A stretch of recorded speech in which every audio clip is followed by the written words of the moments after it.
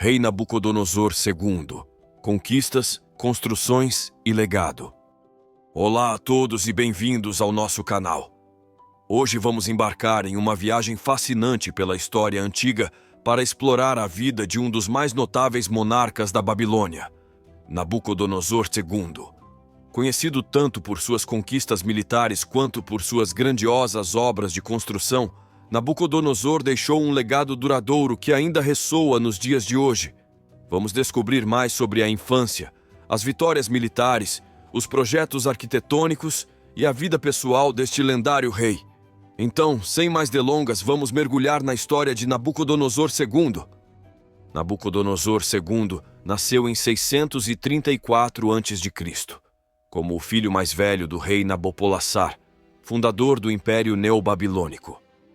Desde jovem, Nabucodonosor foi treinado em habilidades militares e na arte da governança.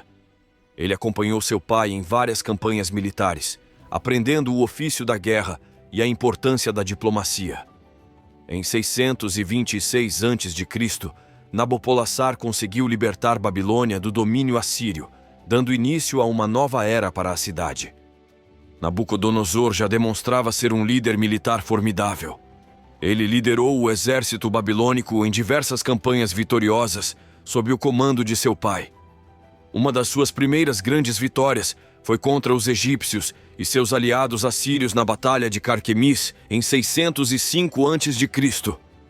Logo depois, Nabucodonosor retornou à Babilônia e ascendeu ao trono após a morte de seu pai. Seu primeiro grande feito como rei foi consolidar o poder da Babilônia e expandir suas fronteiras. Ele liderou uma série de campanhas militares bem-sucedidas contra os egípcios e outros povos, estabelecendo a Babilônia como a principal potência da região. Após a vitória em Carquemis, Nabucodonosor se voltou contra os estados da Síria e da Palestina, estabelecendo o domínio babilônico sobre essas áreas. Entre 604 e 602 a.C., ele conduziu campanhas contra a cidade de Ascalon, na Filistéia, e contra os reinos de Judá, Amon e Moabe. Estas campanhas foram marcadas por cercos e batalhas que resultaram na submissão desses estados ao poder babilônico. Em 597 a.C., Nabucodonosor sitiou Jerusalém pela primeira vez. Após a rendição do rei Joaquim, Nabucodonosor levou o cativo, juntamente com membros da aristocracia judaica e outros cidadãos, para a Babilônia. Ele então nomeou Zedequias como rei fantoche de Judá. No entanto, após uma revolta de Zedequias em 587 a.C., Nabucodonosor retornou e em 586 a.C. destruiu Jerusalém. Este evento, conhecido como o Cativeiro Babilônico, resultou na deportação de um grande número de judeus para a Babilônia e teve um impacto duradouro na história e na cultura judaica. Durante o cativeiro babilônico, vários hebreus importantes foram levados cativos para a Babilônia. Entre eles destacam-se figuras como Daniel. Um dos mais conhecidos foi um dos jovens nobres levados cativos e se destacou por sua sabedoria e fé inabalável em Deus.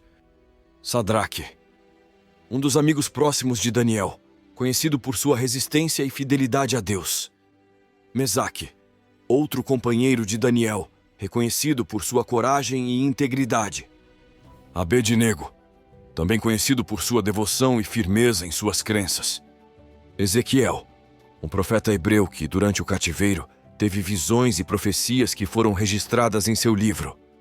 Joaquim, o rei de Judá que foi levado cativo após a primeira invasão de Jerusalém em 597 a.C. Zedequias, o último rei de Judá, que liderou uma rebelião contra Nabucodonosor e foi levado cativo após a destruição de Jerusalém em 586 a.C.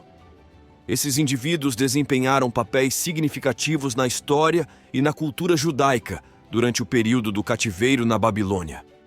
Em 601 a.C., o rei Nabucodonosor travou uma batalha contra o faraó Nexo II, que não resultou em uma vitória decisiva para nenhum dos lados. No entanto, a campanha demonstrou o poder militar da Babilônia e manteve a pressão sobre o Egito, impedindo sua expansão para o norte. Além dessas campanhas, Nabucodonosor reprimiu rebeliões em várias partes de seu império, incluindo as cidades da Fenícia e outras regiões do Levante.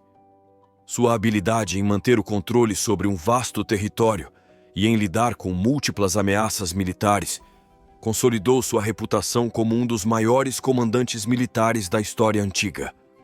Nabucodonosor não era apenas um guerreiro, mas também um grande construtor. Ele transformou Babilônia em uma cidade de magnífica beleza e grandiosidade. Um dos projetos mais ambiciosos de Nabucodonosor foi a reconstrução do templo do deus patrono da Babilônia, Marduk.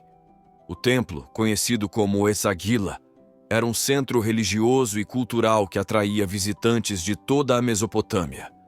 O templo era adornado com elaboradas esculturas, relevos e pinturas que representavam cenas mitológicas e celebrações religiosas.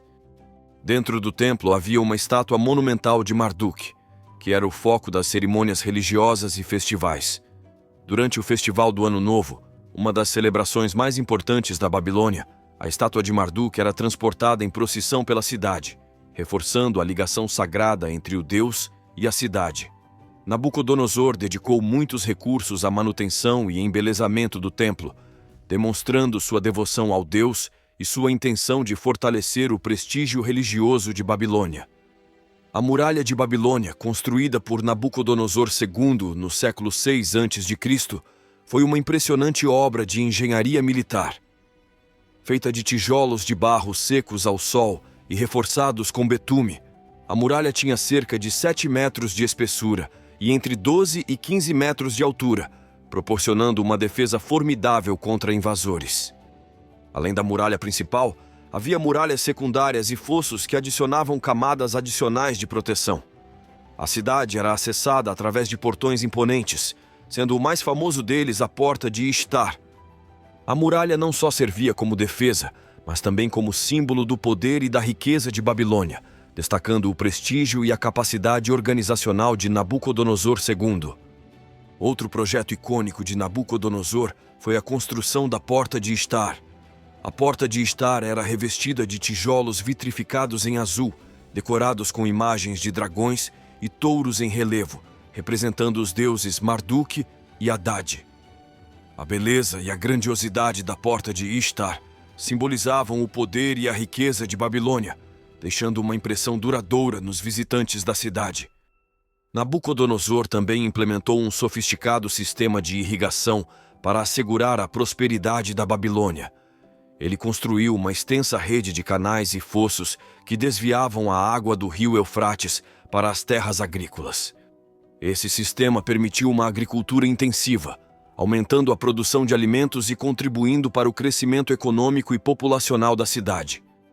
Talvez a obra mais famosa associada a Nabucodonosor sejam os Jardins Suspensos da Babilônia, uma das 7 maravilhas do mundo antigo. Segundo a lenda, os jardins foram construídos para sua esposa Amites, que sentia saudades das montanhas verdejantes de sua terra natal, o Reino de Média. Embora a existência real dos Jardins Suspensos seja debatida entre os historiadores, há descrições vívidas que nos dão uma ideia de sua grandiosidade. Os Jardins Suspensos eram uma série de terraços elevados, repletos de árvores, flores e plantas exóticas, irrigados por um complexo sistema de canais e bombas parafuso que traziam água do rio Eufrates. Esses jardins criavam uma ilusão de montanhas verdes no meio do deserto, proporcionando um oásis de beleza e tranquilidade. Relatos antigos sugerem que os jardins tinham cerca de 25 metros de altura e cobriam uma área extensa dentro da cidade de Babilônia. Um dos episódios mais intrigantes do reinado de Nabucodonosor foi seu sonho profético, conforme descrito no livro de Daniel. Nabucodonosor teve um sonho perturbador que nenhum de seus sábios ou magos conseguiu interpretar. Foi então que Daniel, um dos jovens hebreus levados cativos, foi chamado para interpretar o sonho. No sonho, Nabucodonosor viu uma grande estátua composta por diferentes materiais: cabeça de ouro, peito e braços de prata, ventre e coxas de bronze, pernas de ferro, pés de ferro misturado com barro. Daniel explicou que a estátua representava uma sequência de reinos que surgiriam após o reinado de Nabucodonosor. A cabeça de ouro simbolizava o próprio império de Nabucodonosor, grandioso e poderoso. Os outros materiais representavam reinos futuros, cada um inferior ao anterior em glória, mas ainda assim poderosos. O ferro misturado com barro dos pés simbolizava um reino dividido, forte em alguns aspectos, mas frágil em outros. Daniel também revelou que, no sonho, uma pedra se desprendeu de uma montanha sem auxílio de mãos humanas e atingiu a estátua nos pés, despedaçando-a completamente. A pedra cresceu e se tornou uma grande montanha que encheu toda a terra. Daniel interpretou isso como o estabelecimento de um reino eterno por Deus, que destruiria todos os reinos humanos e perduraria para sempre. Nabucodonosor ficou profundamente impressionado com a interpretação de Daniel e reconheceu o poder do Deus de Daniel. Ele honrou Daniel, concedendo-lhe altas posições e muitas recompensas na corte babilônica. Os últimos anos da vida de Nabucodonosor são envoltos em mistério e tragédia. De acordo com a narrativa bíblica no livro de Daniel, Nabucodonosor sofreu de um período de loucura que durou 7 anos, durante o qual ele teria vivido como um animal, comendo grama e vagando pelos campos.